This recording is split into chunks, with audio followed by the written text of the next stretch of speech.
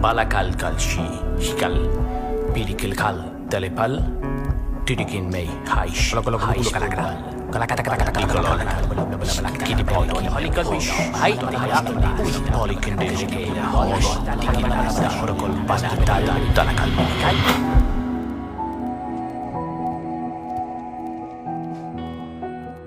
Alguns cristãos sinceros acreditam no chamado dom de línguas como sinal do batismo do Espírito Santo. Falar desta forma se entende como evidência do poder pentecostal. Todo crente convertido deve fazê-lo. E se não o faz, tem um problema. Há quem acredite que isto provém do céu. Talvez, a não ser que na verdade pronunciar de sílabas que não se entende nem mesmo quem as pronuncia não parece representar bem a presença de Deus. E se realmente isto não é certo? E se a Bíblia não ensina isto? Se isto é um fenômeno de autossugestão aprendido e imitado por milhares de cristãos, então esse é um dos maiores enganos da história. E se não é fingido e provém do inimigo de Deus, isto é mais grave. Vou lhe contar em 2 minutos a verdade sobre o dom de línguas. Está preparado? Comecemos. Em todo o Novo Testamento, os dons dados à igreja são para cumprir uma função. Jesus ordenou pregar o evangelho a todo mundo, mas os discípulos só sabiam 1 ou 2 idiomas. Por isso foi feito um milagre. Em Atos 2, o verdadeiro dom não foi glossolalia, e sim xenolosia, que quer dizer Speak a real language that didn't know before.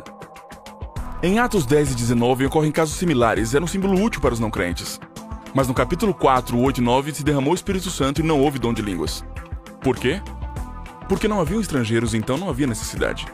Curioso, não é? A Bíblia não ensina que falar em línguas seria o único símbolo do Espírito comum a todos os crentes. Alguns afirmam que o dom consiste em orar em idiomas angélicos desconhecidos. Dizem que se pode praticar relaxando a boca e se deixando levar pela euforia. Não há forma de saber se é verdadeiro ou falso, mas falam assim os anjos? Na Universidade da Pensilvânia demonstrou-se que ao falar essas línguas não se ativa as áreas cerebrais da linguagem. O motivo é simples, não é nenhuma forma de comunicação. E 1 Coríntios 14, como se explica? Desde o capítulo 3, a igreja estava repleta de problemas espirituais, contendas e dissensões. Em Corinto havia tradição de rituais onde se falava a língua dos deuses. Ao mesclar-se o dom real com crenças pagãs, ele tentava definir e pôr ordem na igreja mesmo à distância. Como julgar se alguém diz orar a Deus em idioma desconhecido? Paulo sabiamente assume a crença dos coríntios, debatendo com lógicas do seu ponto de vista. Mas ele encerra o caso no versículo 28. Se não interpreta, cale-se. E é uma jogada de mestre, porque se é um idioma real, poderá ser interpretado sempre. Paulo reduz esse mito em particular a uma experiência subjetiva e inverificável para proteger a igreja. E disse no versículo 13, se alguém fala em língua, peça para interpretar. Se isso não ocorre, não está orando com sua mente. E isso não serve para nada. Todos que balbuciam estas supostas línguas na igreja sem que a traduzam, estão violando um importante mandado bíblico. Porque um dom verdadeiro sempre edifica a igreja, e se não o faz, é falso.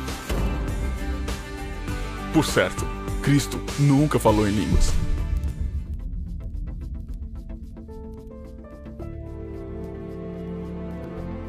Algumas testemunhas sinceras reconhecem que falam em línguas apenas imitando sons, deixando-se levar.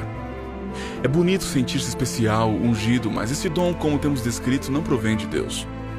E se percebe sobretudo por seus frutos. O propósito do Espírito Santo, segundo Atos capítulo 1, é capacitar para pregar o Evangelho. E não para emitir ruídos sem sentido que não trazem crescimento, consolo e esperança a ninguém. Não se deixe enganar. E como sempre, lembre-se, a maioria pode estar equivocada.